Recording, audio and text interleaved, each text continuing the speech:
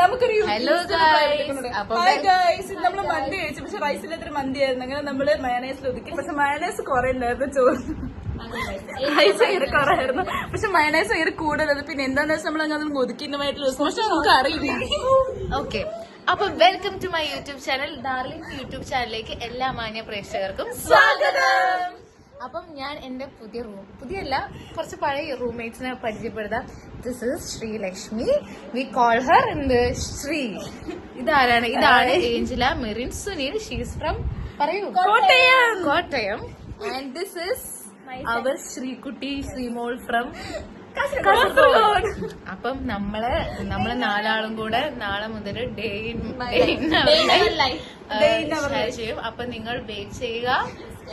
Until then, bye, good night.